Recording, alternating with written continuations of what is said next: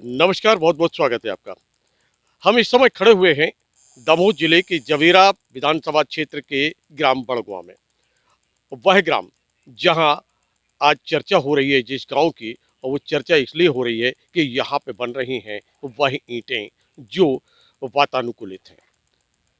वैदिक पद्धति से बनने वाली इन ईंटों की चर्चा इस समय जमकर बनी हुई है। यूं तो हजारों वर्ष प्राचीन ये परंपरा है, ये पद्धति है, पर इस समय चर्चा में इसलिए है क्योंकि एक युवा हमारे बीच में है, इंजीनियर भी हैं और डॉक्टर भी हैं। उन्होंने इससे इन ईंटों का यहाँ पर निर्माण प्रारंभ किया और फिर उन्होंने भवन और भवन बनाने के बाद में ये चर्चा बनने से प्रारंभ हो गई। आप देख सकते हैं ये पूरी जो ईंटें आपके सामने दिखलाई दे रही हैं, ये पूरी की पूरी गाय के गोबर की ईंटें हैं। और गाय जो कि हमारी माता है, और उसके गोबर का विशेष महत्व बताया गया है। यहाँ पर हमारे बीच में है चयन लोहा, जो कि एक इंजीनियर भी है और साथ में डॉक्टर भी हैं आयुर्वेद में। इन्होंने पंचगव्य में मेडिकल की पढ़ाई की है, आयुर्वेद से पढ़ाई की है। बहुत बहुत स्वागत है चयन जी आपका। Thank you sir. चयन जी, ये आपने जो प्रारंभ किया, ये प्रेरणा आपको कहाँ से मिली और किस प्रकार की पद्धति है? सर इसकी प्रेरणा मेरी माताजी हैं, क्योंकि माताजी हमेशा जो जन्मदिन होता था या छोटा छोटा ओकेशन होते थे, तो इसमें हमें हमेशा गौ माता को चारा खिलाने ले जाती थी और सब इसी तरह की चीज़ें होती थी। फिर इसमें हमारे जो गुरु, हमारे 8 राज्यों के जो गुरु, हमारे 8 राज्यों के जो गुरु हैं, उन्होंने जो हमें सिखाया है, ये गॉक्रीट है। गॉक्रीट एसडी मलिक सर जो बीकानेर से हैं, उनसे हमने सीखा है। ये उन्हीं का इनोवेशन है जो हम यहाँ पे इम्प्लीमेंट कर रहे हैं। लेकिन इसमें हमने थोड़ा सा कुछ जोड़ा है, जो जो ये बुल पावर है। इस बुल पावर में ही हमने जो ऐड किया है, ये यांत्रिक ऊर्जा को मात देता है। और साथ में आप जो इन ईंटों को देख रहे हैं, ये ईंटें पानी में न गलती हैं न आग में जलती हैं। हम इनके स्ट्रेंथ को ऊपर नीचे भी कर सकते हैं।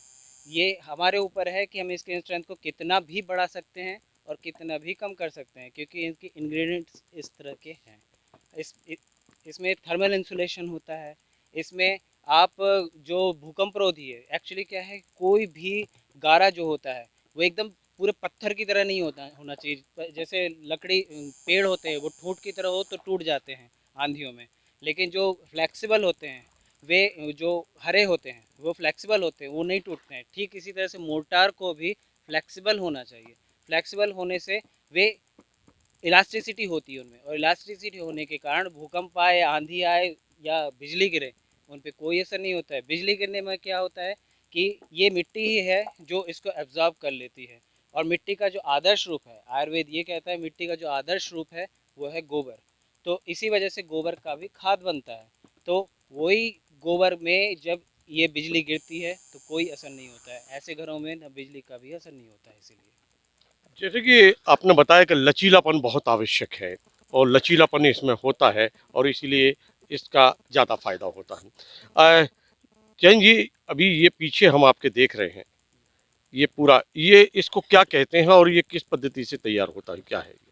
ये सर इसका नाम है वृषभ चक्र। ये बैल के द्वारा चालित होता है। इसमें दो आदमियों की, दो वर्कर की ज़रूरत पड़ती है। और इसमें हमारा पूरा मैश यानी मसाला, जो गोबर का मसाला, गारे का मसाला, इसमें तैयार हो जाता है। ये 3 in 1 है। इसमें हम गोबर भी पीस सकते हैं, सूखा गोबर भी पीस सकते हैं। इसमें वैदिक प्लास्टर भी तैयार कर लेते हैं। और साथ में हम ये गोबर की ईंट के गारे और ईंट के मैश भी तैयार करते हैं। यानी आप 3 in 1 इसको कह सकते हैं। और इसमें यांत्रिक ऊर्जा जो है, जो दो दो कम से कम 2 मशीनों से, जो 60 से 70 हज़ार की आती हैं, 2 मशीन, 2 वर्कर और 16 घंटे बिजली, जिसमें 3 HP के पावर की मोटर लगी, यानी 6 HP का मोटर लगा हुआ होता है। ऐसे मशीनों को भी ये अकेला रोलर मात देता है। और अकेला बैल और 2 वर्कर मिलके इसे पूरा का पूरा 30,000 में ये कंप्लीट हो जाता है। जैसे कि आपने बताया कि इसमें ये गोबर की ही, ये गोबर सिर्फ गाय का होता है अथवा कोई भी गोबर इसमें इस्तेमाल किया जा सकता है? सर ये बहुत अच्छा क्वेश्चन है, बहुत ही, मतलब इसके लिए साधुवाद देता हूँ सर आपके लिए, कि इसमें जो यूज़ होने वाला गोबर है सिर्फ और सिर्फ देसी गाय का होता है। इंडिजिनस ब्रीड, जिसका साइंटिफिक नेम है बॉस इंडिकस। इसमें बॉस टॉरस इंडिकस का कभी शामिल नहीं होता है, इसमें बफेलो का भी कभी शामिल नहीं होता है। एचएफ, जर्सी, हाइब्रिड भैंस, इनके गोबर का अगर ईंट बनाएंगे तो वो भर भरा कर वो इमारतें गिर जाएंगी।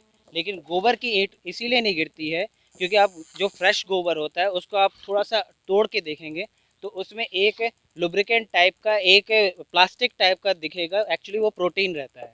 तो वही प्रोटीन ग्रैबिंग का काम करता है और इसी वजह से देसी गाय के गोबर से ही ईंट और गारा बनता है। ये जो ईंटों से बनने वाला जो भवन है वो कितनी मंजिल तक हम ले जा सकते हैं, और दूसरी बात, इसमें प्लास्टर क्या सीमेंट का होगा या किसी और चीज़ का होगा? सीमेंट के प्लास्टर के लिए सर विरोध नहीं है, इसलिए क्योंकि गोबर की ईंट सीमेंट से भी बहुत अच्छी जुड़ाई लेती है, स्ट्रांग जुड़ाई लेती है, इसमें कोई शक नहीं, कोई संदेह नहीं है।